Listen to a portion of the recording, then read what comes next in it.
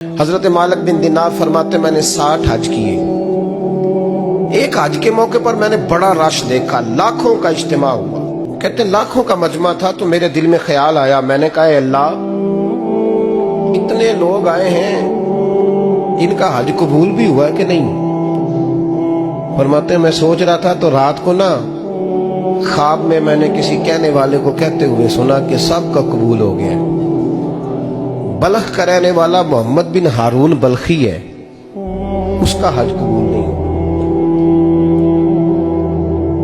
फरमाते हैं शहरों के अलग-अलग खैमे लगते थे। अब भी आप हज करने जाएं तो पाकिस्तानियों की रिहायशें अलग होती हैं, इंडियन की अलग, बांग्लादेश के अलग, मिस्री, यमनी, सब लोग अलग-अलग रिहायशें होती हैं, झंडे लगे होते हैं मुल्कों के।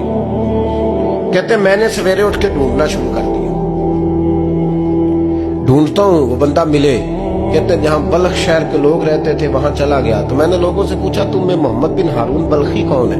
लोग कहने लगे वो तो बड़ा नेक आदमी है, परहेजगार है, बड़े भोले भाले, बड़े अल्लाह वाले, रियाज आपको बस हम ही जानते, वो तो बड़ा नेक है, परहेजगार आदमी। तो मैंने कहा अच्छा कहाँ है। उन्होंने कहा पहाड़ के पीछे उसने खैमा लगाया हुआ है, सारी रात इबादत करता है, सारा दिन रोजा रखता है, कायमुल लहल है, साइमुद दहर है। क्या बात। फरमाते मैं उन लोगों की बात सुन के हैरान हो गया कि मुझे क्या बताया गया, ये क्या कह रहे हैं। फरमाते मैं पहाड़ के पीछे गया। हजरत मालिक बिन दिनार अलैहि रहमा फरमाते हैं जब मैं वहां पहुंचा तो मैंने उस शख्स को मुसल्ले पे बैठे देखा। कसरत इबादत के आसार उसके वजूद पर नजर आ रहे, सीधा बाजू उसका कटा हुआ था। फरमाते 2 रकते मुकम्मल करके ना मैंने उससे अस्सलामु अलैकुम कहा तो मुझे कहने लगा वालेकुम सलाम, आप मालिक बिन दिनार हैं। मैंने कहा बड़ी इसकी फिरासत है। फरमाते फिर उसने ठंडी सांस ली, कहने लगा आपको ख्वाब आई होगी कि मेरा हज कबूल नहीं। फरमाते मुझ पर और बिजली गिरी कि क्या कह रहा। मैंने कहा यार लोग भी तेरी तारीफ कर रहे हैं और तेरी बसीरत भी बड़ी है, तो ये माजरा क्या है। कहने लगा आप ना पूछें। ये कह के उसने रोना शुरू किया, देर तक रोता रहा। मैंने कहा नहीं यार तू बता। कहने लगा नहीं आप ना पूछे, आप नाराज हो गए। मैंने कहा मैं नहीं होता, तू बोलना। कहने लगा हुजूर 24 साल हो गए मुझे हज करते हुए, 24 साल, 24वां हज है मेरा, और हर साल कोई अल्लाह का वली आके बताता है कि जा चला जा तेरा कोई नहीं कबूल। बेपरवाही वेख सज्जन दी जिथे किसे दी पेश न जावे, उन्हें ताजा वाले दर दर रोले ते मंगतियां तख्त बिठावे। आजम किसे नु कारा मिलदा ही कोई काबे हो खाली आवे। कहते हैं उसने मुझे कहा हुजूर 24वां हज है, हर साल कोई बताता है। मैंने कहा तेरी गलती। कहने लगा मैं अपनी माँ का नाफरमान। मैंने कहा वाकया क्या हुआ। कहने लगा हजरत अल्लाह ने मुझे दौलत दी, माल दिया, जमीनें दी तो मैं अय्याश हो गया। इमाम मालिक बिन दिनार रहमतुल्लाह अलैह फरमाते मुझसे कहने लगा पैसे आए तो मैं अय्याश हो गया।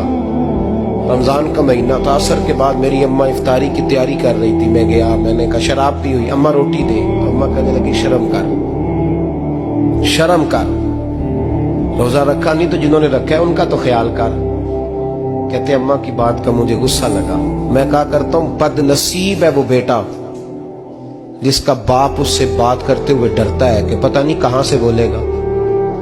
बदनसीब नहीं वो बेटा जिसकी माँ उससे बात करते हुए सहम जाती है कि पता नहीं कौन सी बोली बोलेगा। बदनसीब नहीं कि माँ बाप भी जिससे खोल के बात ना कर सके।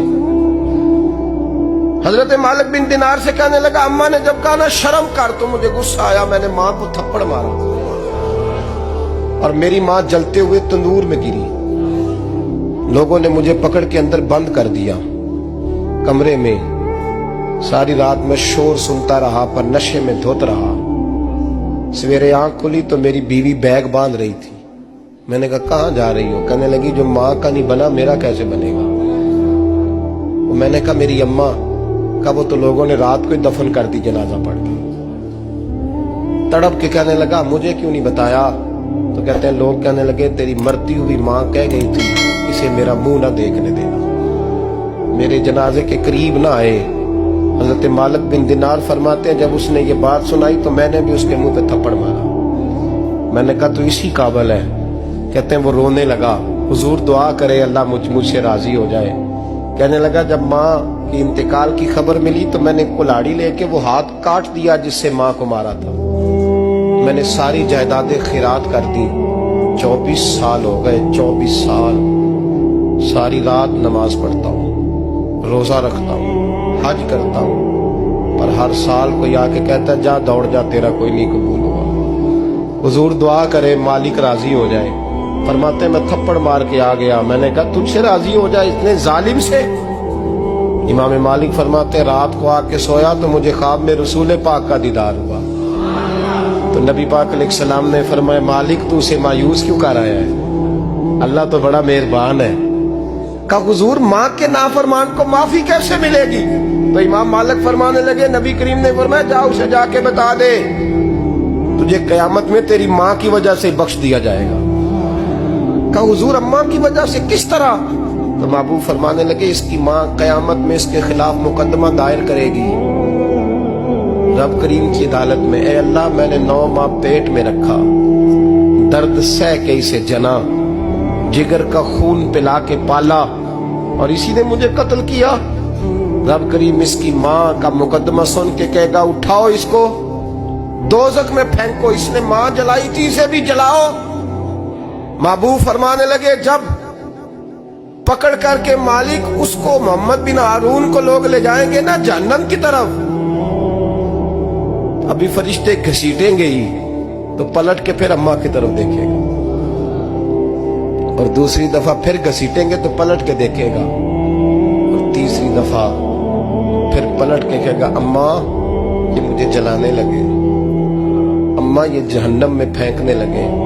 میرے حبیب فرمانے لگے وہ جل کے مرنے والی ماں وہاں بھی بول پڑے گی, کہے گی یا اللہ چل میں نے معاف کیا تو بھی معاف کر دے, اے اللہ میں نے معاف کیا تو بھی معاف کر دے, اللہ تو معاف کر دے اسے.